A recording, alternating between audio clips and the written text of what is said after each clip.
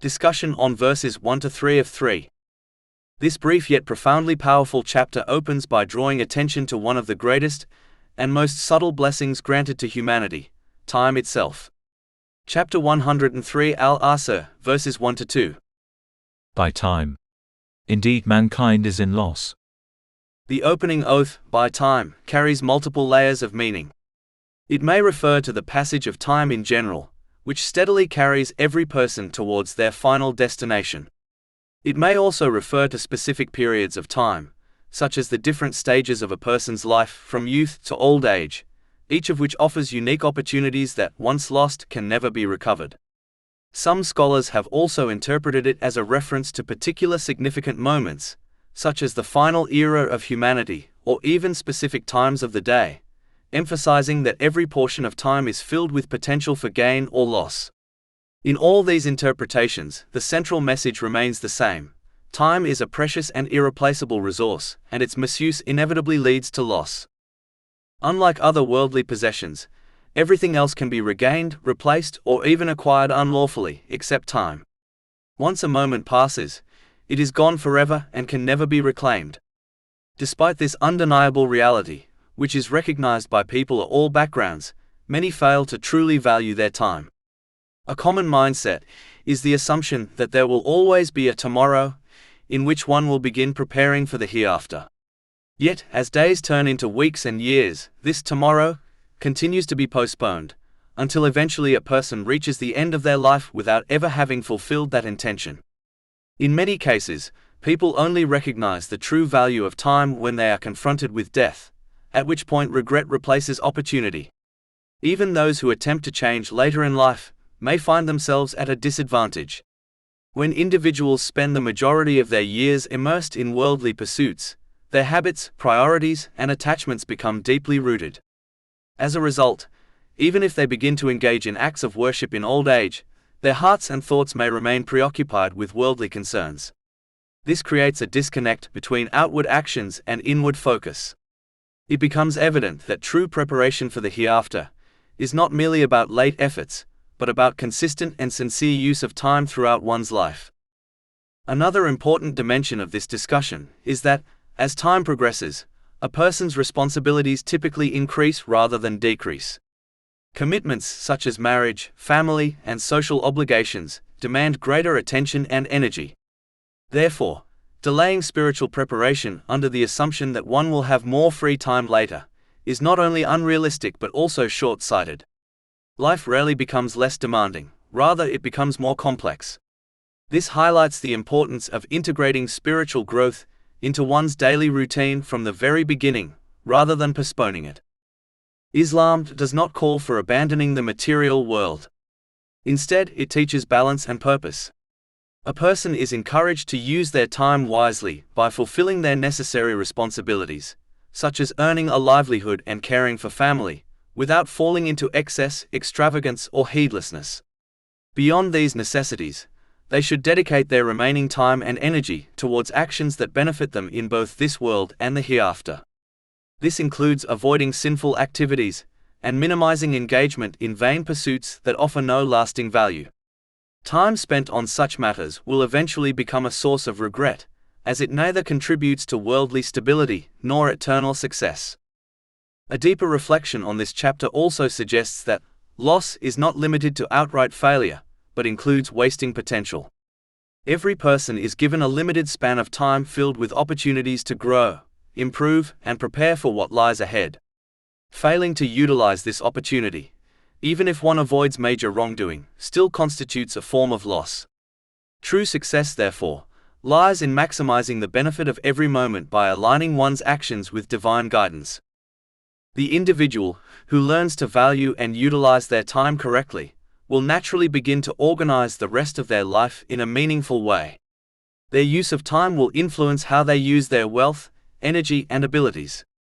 This alignment ensures that they live with purpose, maintain a balanced mental and physical state, and correctly prioritize every relationship and responsibility in their life. Most importantly, it enables them to prepare adequately for their accountability on the day of judgment. Such a person attains a sense of clarity, stability, and inner peace, as their life is no longer driven by distraction or regret, but by purpose and direction. In this way, the proper use of time becomes the foundation for achieving peace of mind in both worlds, transforming every passing moment from a source of loss into an opportunity for lasting success. Chapter 103 Al-Asr, verse 3. Except for those who have believed and done righteous deeds. As Islam presents a complete and comprehensive way of life, it addresses every dimension of human experience, including the unavoidable reality of social interaction. Human beings are inherently social, and no person lives in isolation.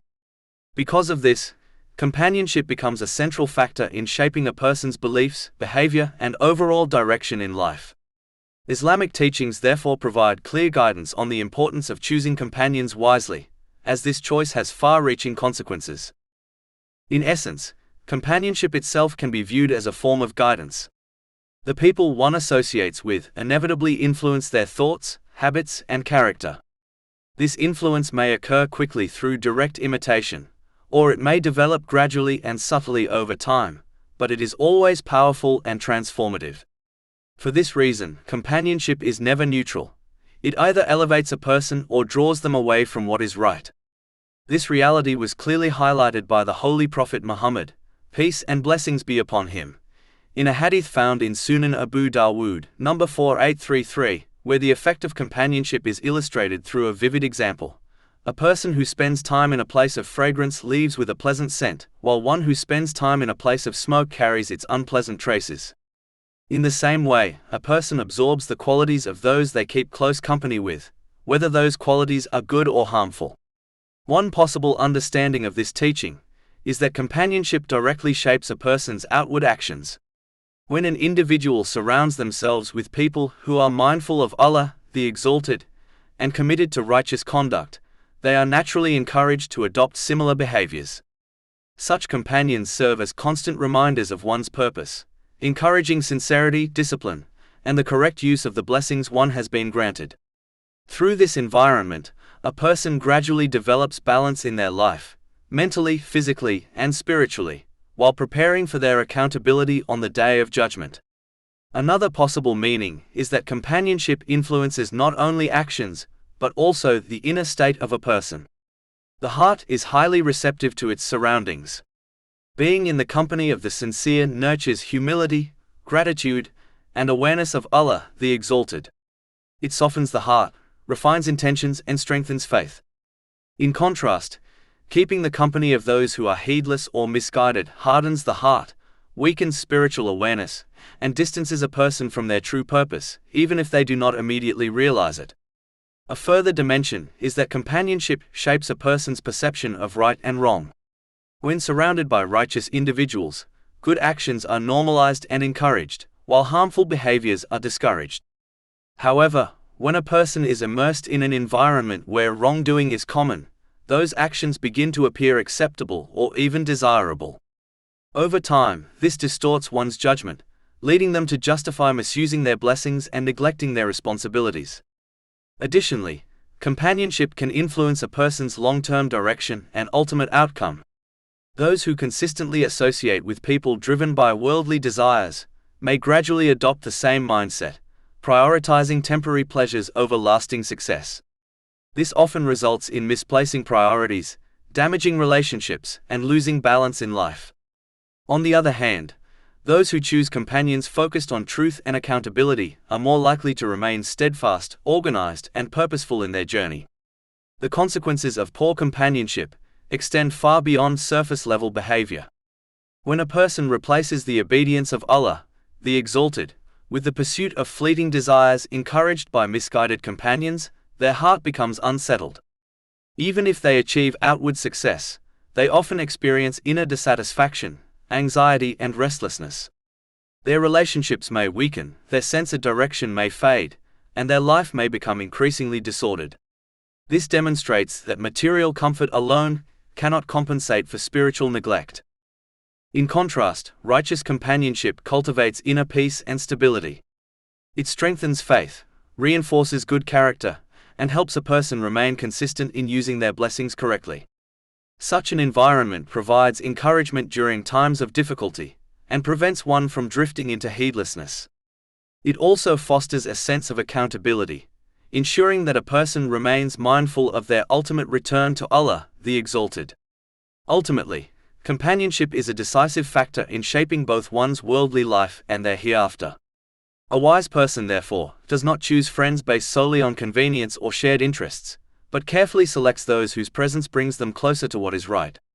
By surrounding themselves with individuals who remind them of Allah, the Exalted, and inspire them towards sincerity and obedience, they safeguard their heart, refine their character, and place themselves on a path that leads to success and peace in both worlds.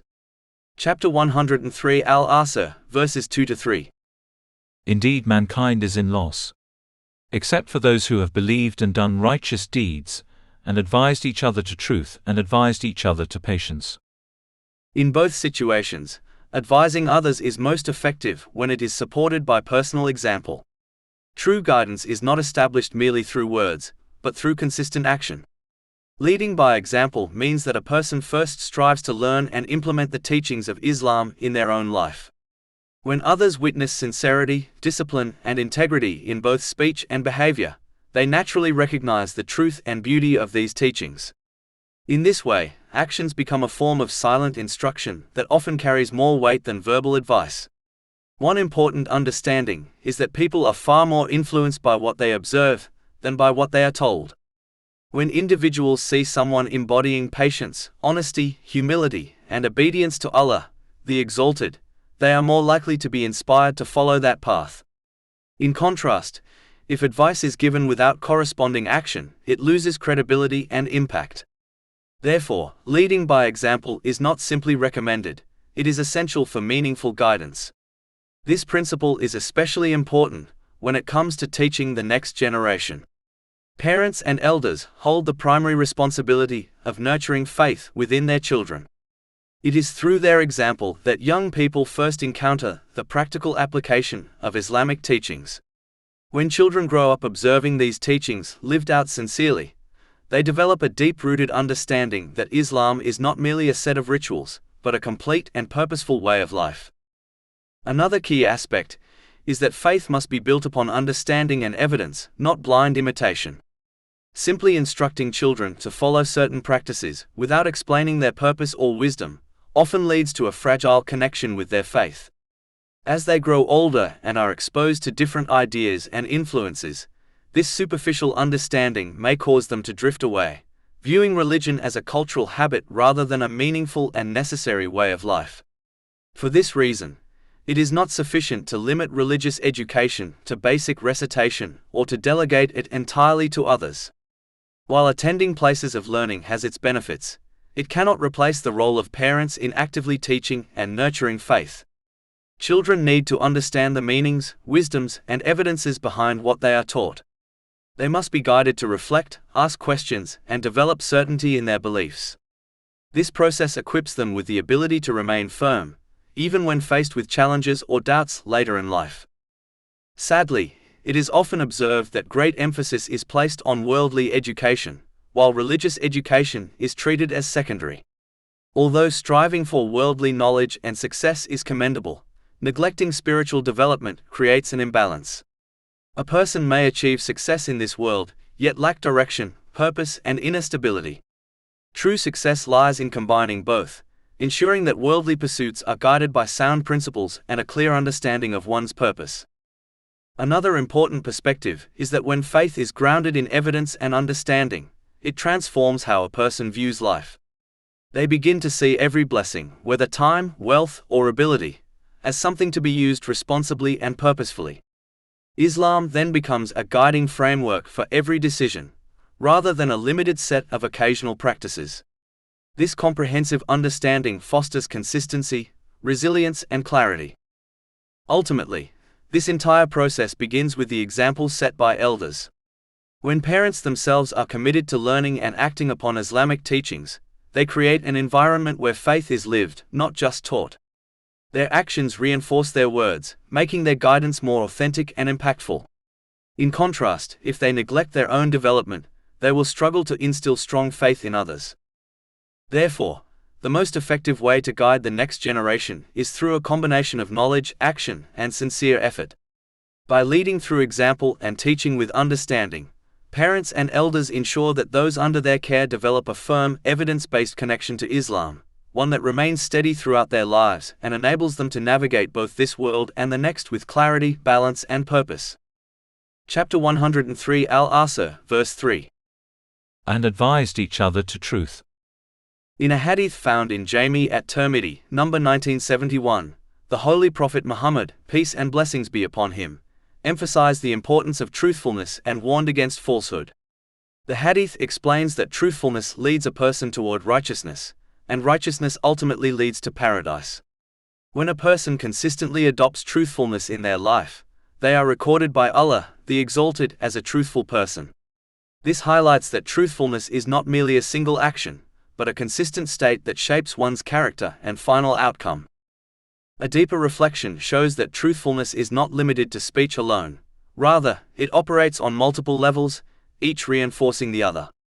These levels together form a complete and sincere way of living. The first level is truthfulness in intention and sincerity.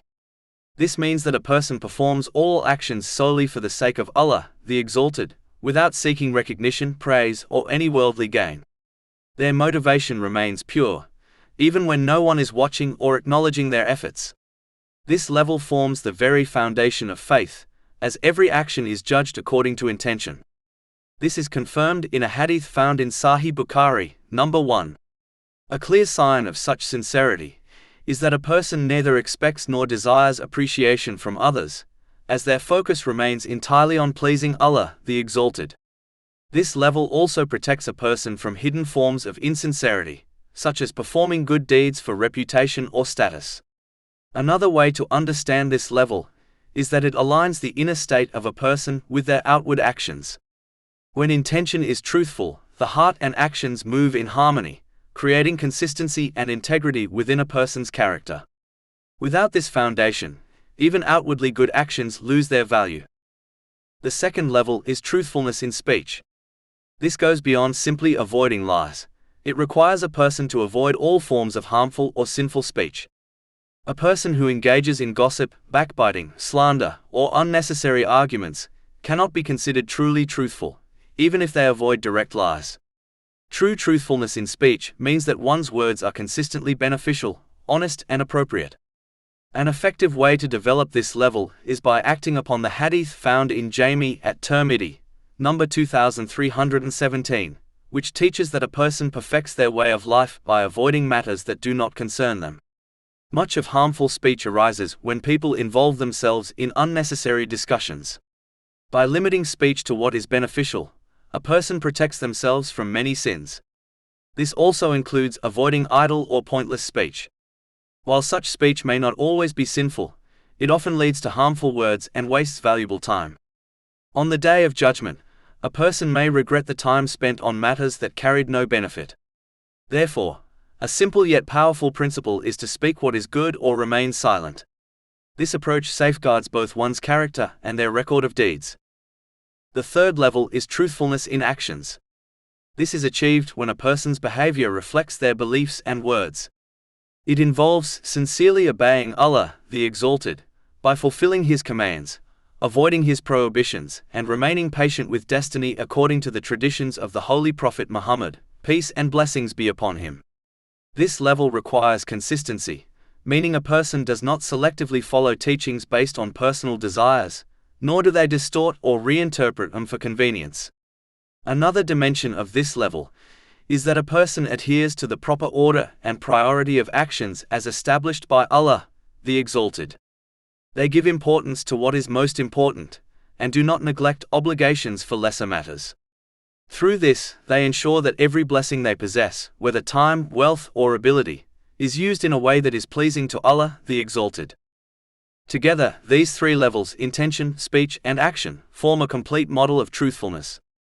When they are aligned, a person becomes internally and externally consistent, embodying sincerity in every aspect of life. In contrast, the opposite of truthfulness, falsehood, also exists on these same levels and carries severe consequences. According to the hadith under discussion, falsehood leads to disobedience, and disobedience ultimately leads to the fire of hell. When a person persists in falsehood, they are recorded by Allah the Exalted as a great liar. Lying in intention occurs when a person performs good deeds for the sake of others, rather than for Allah the Exalted. This form of insincerity corrupts the very foundation of one's actions. Lying in speech includes all forms of sinful or harmful words, not just direct false statements. Lying in actions refers to behaving in a way that contradicts one's professed beliefs, such as persistently engaging in disobedience and violating the rights of Allah, the Exalted, and people. A person who combines these forms of falsehood develops a deeply rooted pattern of insincerity and wrongdoing. Such a state is extremely dangerous, as it affects both their worldly life and their outcome in the hereafter.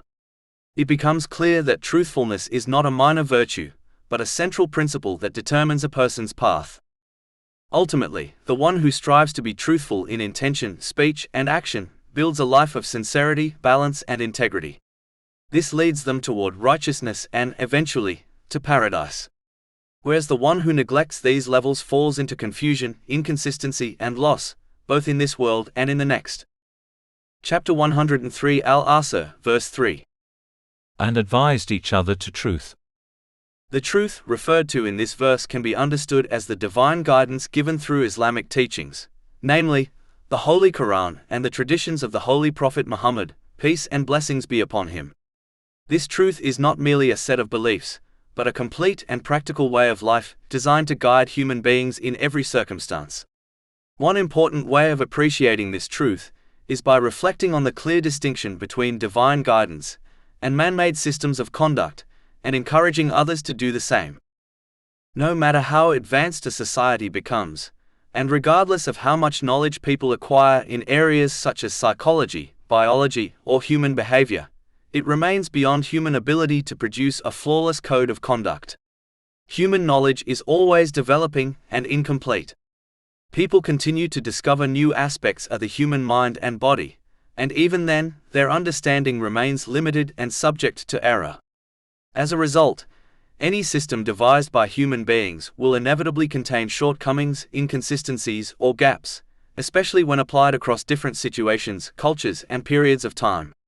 Another way to understand this limitation is that human judgment is influenced by personal experience, cultural background, and changing social trends. What is considered acceptable or beneficial in one era may later be recognized as harmful.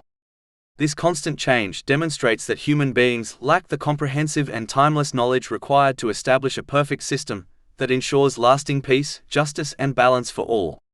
In contrast, Allah the Exalted is the creator of human beings and fully knows their nature, needs, strengths, and weaknesses.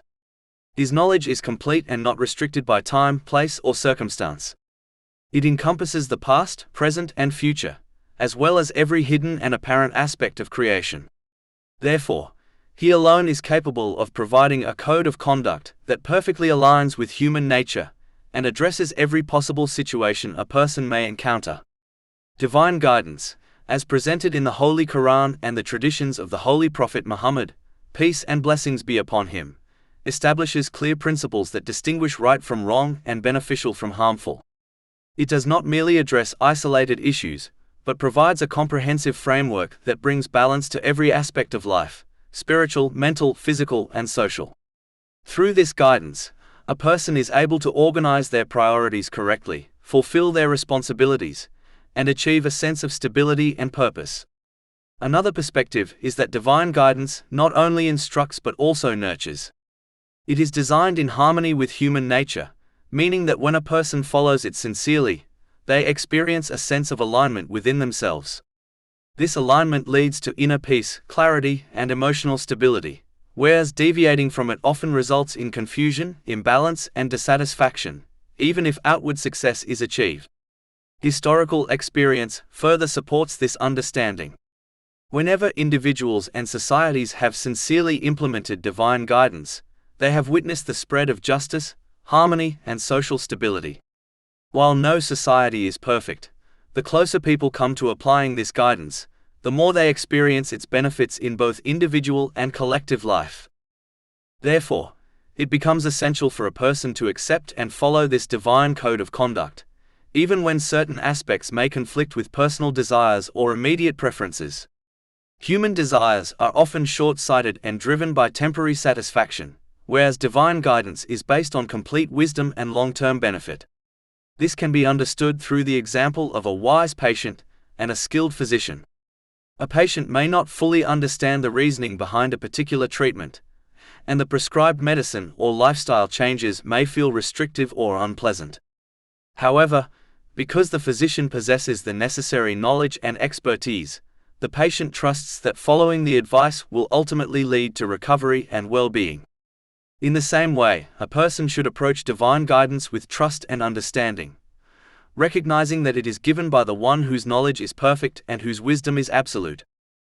In conclusion, the truth in this context represents a complete and flawless system of guidance that cannot be matched by human effort. By embracing and acting upon this guidance, a person not only fulfills their purpose but also attains balance, clarity, and peace of mind in both this world and the hereafter. In general, when a person chooses a path that differs from those around them, it can unintentionally highlight the shortcomings in the choices of others. When someone gives priority to obeying Allah, the Exalted, over personal desires, it may cause others, especially those who place their desires first, to feel uneasy about their own decisions. Instead of reflecting on themselves, they may respond with criticism or negativity. This reaction can often come from those closest to a person, including family members, who may view this change as a challenge to their own way of life. Another important factor is the influence of modern society. Social pressures, especially those shaped by social media, fashion trends, and cultural norms, promote a lifestyle centered on desire, status, and outward success. In such an environment, following Islamic teachings is often portrayed as restrictive or outdated. In reality, this perception exists because Islam encourages discipline and sets boundaries, which naturally conflicts with systems that thrive on excess and constant indulgence. These societal influences are powerful and far-reaching. When a person begins to take their faith seriously, they may be seen as resisting the dominant culture. As a result, they may face pressure to conform, which can appear in the form of mockery, discouragement, or attempts to make them feel isolated. In many cases, Islam is presented as an obstacle to achieving wealth or social acceptance, even though the real issue lies in the conflict between self-discipline and unchecked desire. Furthermore, those who strive to live according to Islamic teachings, which promote moderation, responsibility, and control over one's desires, are often criticized by individuals who live without such restraint. A lifestyle driven purely by impulse may appear attractive, but it lacks balance and long-term stability. When such individuals encounter someone who lives with discipline and purpose, it can create discomfort, leading them to criticize or attempt to divert that person from their path. These criticisms are often inconsistent and selective. For example, certain aspects of Islam, such as modest dress, may be singled out and criticized. Yet, similar forms of discipline and dress expectations in professional settings are widely accepted without objection. This inconsistency shows that the issue is not truly about restriction, but rather a resistance to the values of self-control and accountability that Islam promotes. Another way to understand this is that Islam challenges the common belief that freedom means doing whatever one desires. Instead, it teaches that true freedom is achieved by freeing oneself from the control of desires, social pressure, and harmful habits. This idea directly opposes many modern perspectives, which equate freedom with unlimited choice. As a result, those who uphold Islamic values may face opposition simply because they represent a different way of living. However, seeking the approval of others at the cost of obeying Allah, the Exalted, leads to serious consequences. When a person compromises their principles to please people, they begin to misuse the blessings they have been given. This leads to imbalance in their life, mentally and physically. They may appear successful outwardly, but internally they experience confusion, dissatisfaction, and instability. Their priorities become disordered, their relationships strained, and their sense of purpose weakened. More importantly, this behavior prevents them from preparing for their accountability on the Day of Judgment. Temporary approval from people cannot compensate for the lasting consequences of neglecting one's purpose. Even if such a person enjoys moments of comfort, these are overshadowed by the deeper unrest that results from living without proper direction. For this reason, a person must remain firm in their commitment to obeying Allah, the Exalted, regardless of external pressures. True strength lies in remaining consistent, even when faced with criticism or misunderstanding. Chapter 103 Al-Asr, verse 3. And advised each other to truth, and advised each other to patience. Patience in this context is not passive. It is an active quality that involves enduring difficulties while remaining firm upon what is right. When combined with truth, it enables a person to maintain integrity and purpose despite challenges. Ultimately, loyalty to Allah, the Exalted, ensures that a person uses every blessing they have been granted in the correct way. This leads to balance in all aspects of life, mental and physical, allowing them to organize their priorities properly, maintain healthy relationships, and prepare effectively for their accountability on the Day of Judgment. As a result, they attain a deep and lasting sense of tranquility that is not dependent on the approval of others or changing circumstances.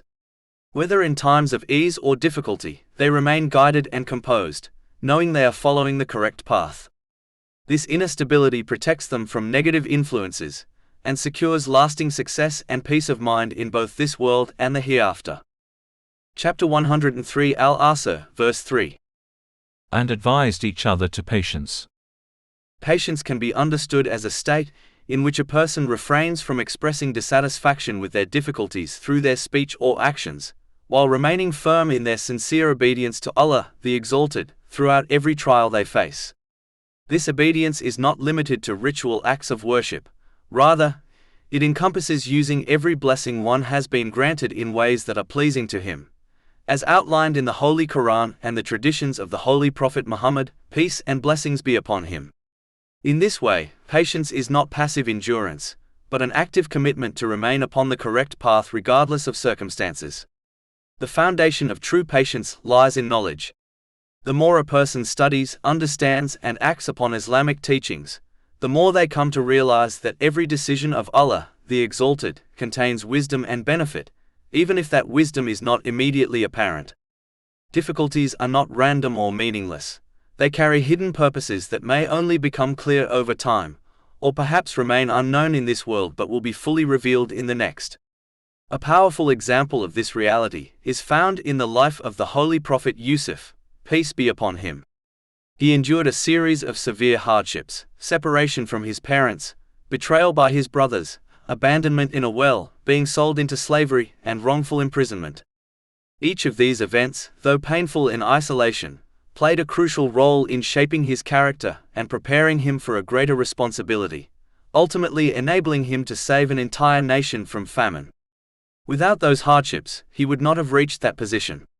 This demonstrates that what appears harmful at one stage may, in fact, be the means to a far greater good. Chapter 2 Al-Baqarah, verse 216. But perhaps you hate a thing and it is good for you, and perhaps you love a thing and it is bad for you. And Allah knows while you know not. Holding firmly to this belief is an essential part of faith. It is relatively easy for a person to show gratitude and devotion during times of ease, but the true test of faith appears during hardship, when a person continues to obey Allah the Exalted, and speaks well of Him despite their circumstances. Another benefit of learning Islamic teachings is that it allows a person to put their own difficulties into perspective. When one reflects on the lives of those who were more beloved to Allah, the Exalted, such as the Holy Prophets, peace be upon them, they will find that these individuals faced far greater trials. This comparison helps a person view their own difficulties as smaller and more manageable. Similarly, observing others in the present who are experiencing more severe hardships can also help reduce one's sense of distress and support the development of patience. Islamic teachings also clarify the reality of destiny. Every event that occurs, whether ease or hardship, has already been decreed and cannot be avoided. Complaining about something that is unavoidable brings no benefit. Instead, it deprives a person of the immense reward that comes with patience. Chapter 39 Az-Zumar, verse 10. The patient will be given their reward without account, i.e., limit. This presents a clear choice. A person can face an unavoidable situation with patience and gain immeasurable reward, or face it with impatience and gain nothing. Since the event itself cannot be escaped, it is only logical to approach it in a way that brings benefit in both this world and the hereafter. Chapter 57 Al-Hadid, verses 22 to 23. No disaster strikes upon the earth or among yourselves except that it is in a register before we bring it into being. Indeed that for Allah is easy. In order that you not despair over what has eluded you. Through reflection, a person also comes to realize that their desires are not always in their best interest. Many people can recall situations where they longed for something, only for it to become a source of stress and regret. Likewise, things they initially disliked often turned out to be beneficial. Recognizing this pattern helps a person remain calm and patient when faced with situations that do not align with their wishes, as they trust that there is good within them, even if it is hidden. Another important aspect is that difficulties serve to strengthen a person. Just as gold is purified through intense heat, a person's character and mental resilience are refined through trials.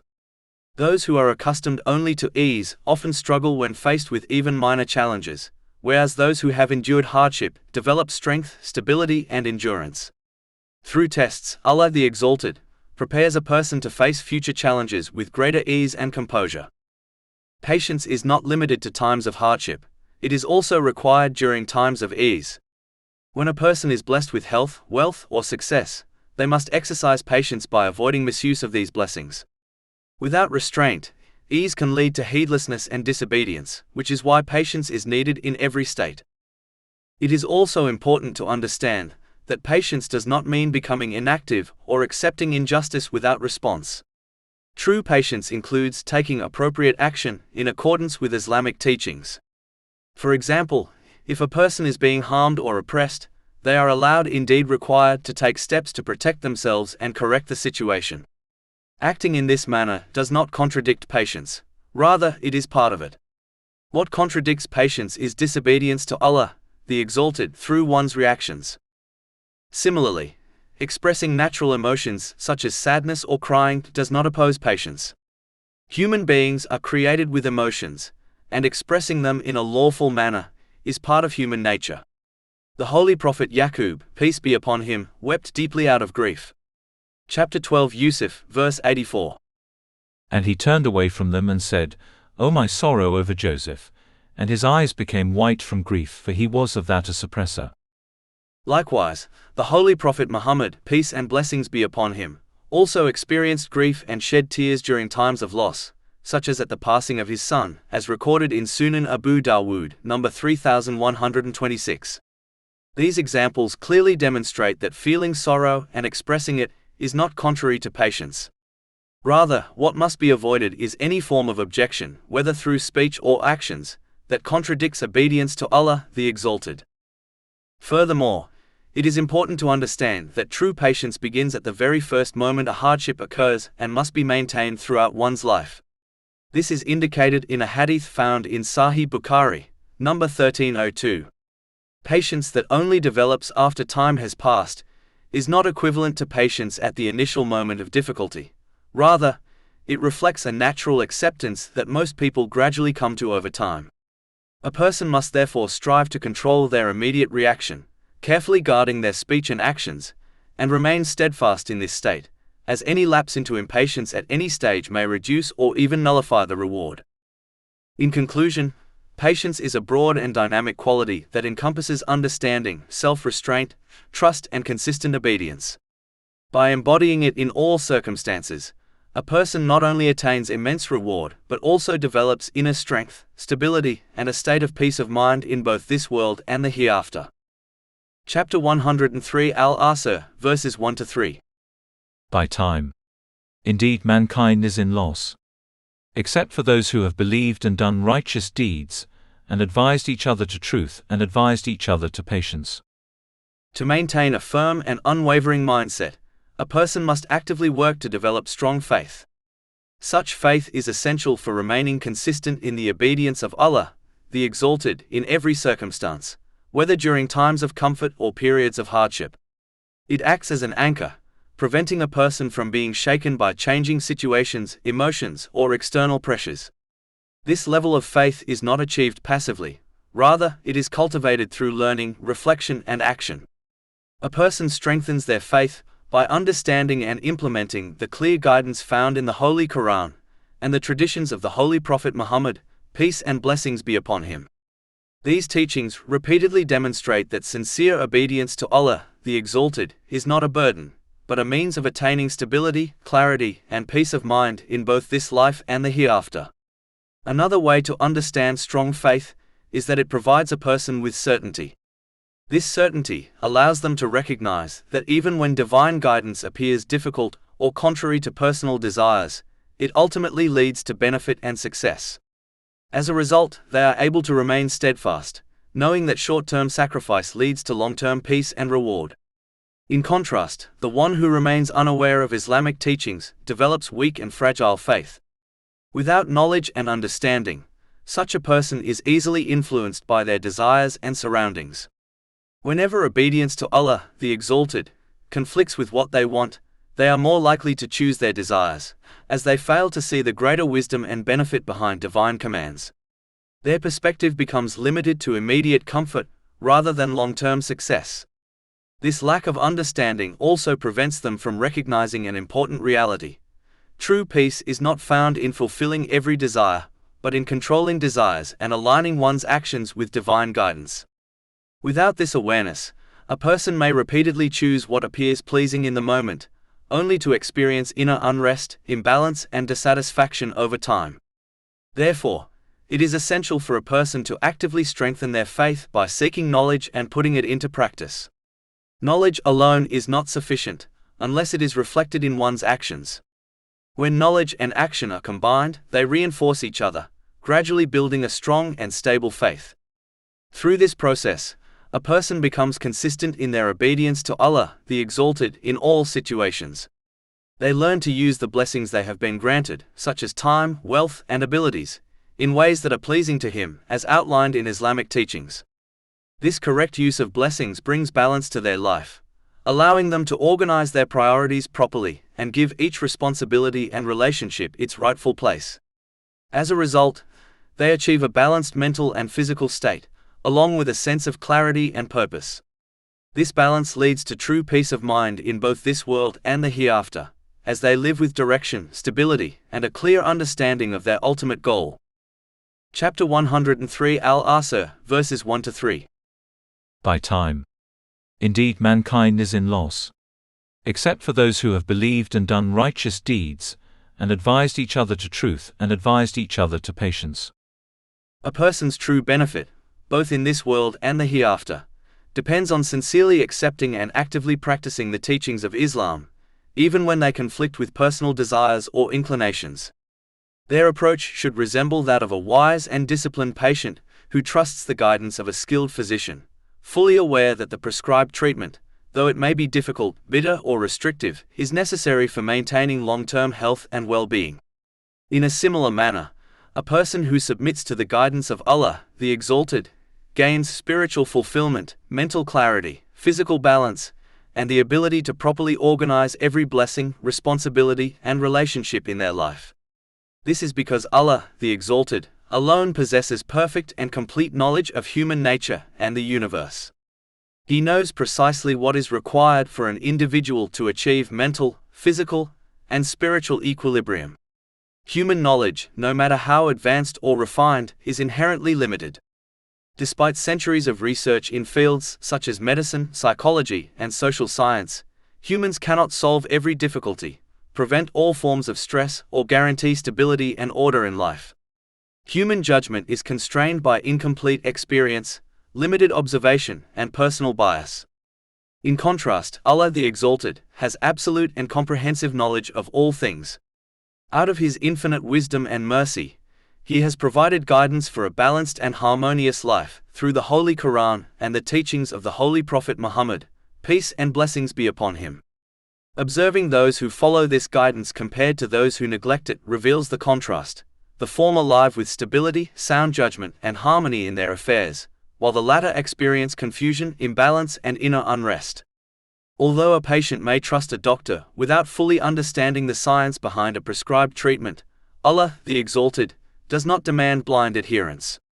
Rather, He invites people to reflect, contemplate, and recognize the truth of His guidance through clear evidence in the world around them. People are called to approach His teachings with insight, sincerity, and fairness, not through blind imitation, prejudice, or inherited assumptions. Chapter 12 Yusuf, verse 108. Say, this is my way, I invite to Allah with insight, I and those who follow me. Furthermore, Allah, the Exalted, alone governs the spiritual heart, the true source of peace and tranquility. He alone decides who receives contentment and who does not. Chapter 53 and Najm, verse 43. And that it is He who makes one laugh and weep. This demonstrates that genuine peace of mind cannot be attained through worldly achievements, possessions, or indulgence in desires. True tranquility arises only from using the blessings one has been given, in accordance with divine guidance. Those who align their lives with the commands of Allah, the Exalted, achieve balance in mind, body, and spirit, maintaining clarity and order in all aspects of their life. Conversely, those who misuse or neglect their blessings fall into disorder, confusion, and distress, no matter how comfortable their outward circumstances may appear. Therefore, authentic serenity, stability, and fulfillment can only be attained by submitting to the wisdom revealed by Allah, the Exalted, and recognizing that His guidance alone leads to balance, success, and lasting peace in both this world and the hereafter. Chapter 16 and Nahl, verse 97. Whoever does righteousness, whether male or female, while he is a believer, we will surely cause him to live a good life, and we will surely give them their reward in the hereafter according to the best of what they used to do. All praise is due to Allah, Lord of the worlds, and may peace and blessings be upon His final messenger, Muhammad, his noble family and companions.